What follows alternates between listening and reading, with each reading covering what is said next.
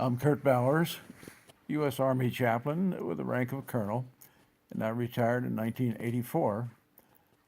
During the 60s, I was a chaplain for the 101st Airborne Division, 1st Battalion, 327. We, along with about 5,000 men, took a ship over to Vietnam, and while I was there, I felt like I had never been in combat before.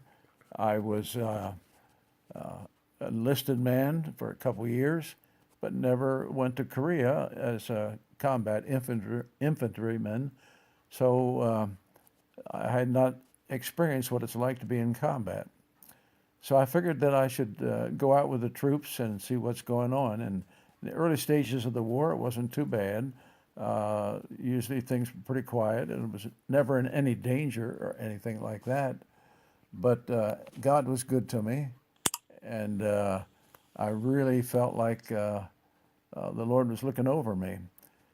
Well, on one occasion, in around Nha Trang area, I had experienced an encounter one time with a unit, a company that encountered a firefight, and I could hear the guys firing their M16s and wondered what was going on, and I thought maybe I should be available if they needed me, if anybody's wounded or anything like that. So I told my assistant to grab his M16 and we'll get down, we'll see if we can find them.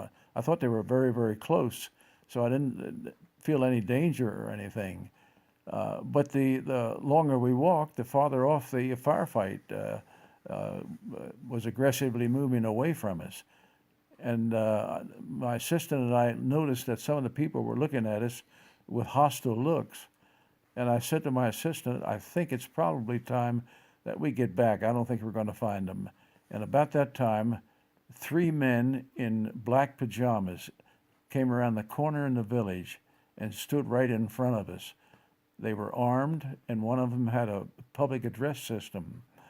My assistant had his M16, and I heard him click the safety off, and we stood and looked at each other, and I didn't know if, are these friendly guys or are these Viet Cong? I had no idea. And we stood there and looked at each other. I couldn't understand Vietnamese. They didn't understand any English. And I had no idea what was going on. But I thought, if they're friendlies and we get in a firefight and they're killed and we killed 3 friendlies, that would be horrible. But it would be more horrible if they killed us, and my assistant had just married his young bride, and I had 3 kids at home with my wife waiting for me, and I wanted to make sure I got home. And I thought, what are we going to do?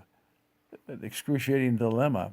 And then I noticed the man had a crucifix hanging from his neck, and I mentioned in what little word I knew, words that I had known, I asked him if he was Catholic or Protestant in Vietnamese.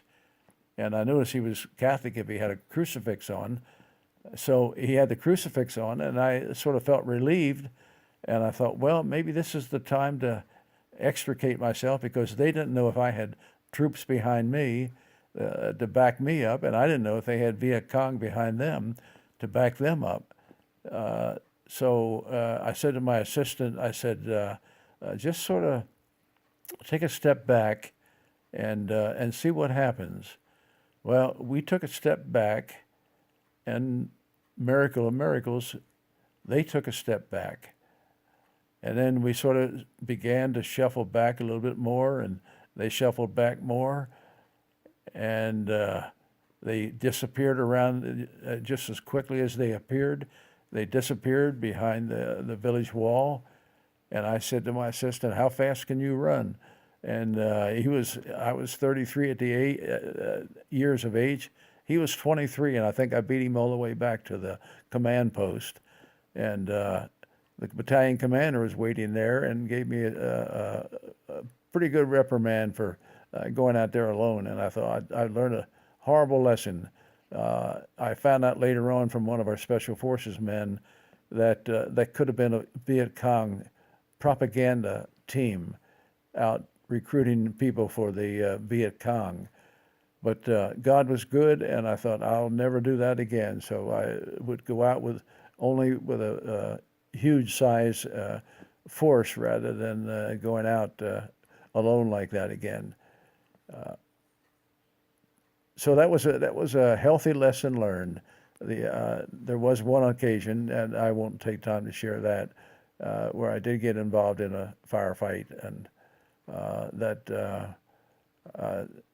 I was able to pull out some wounded people. So it was worthwhile going out and being with the troops where they needed you.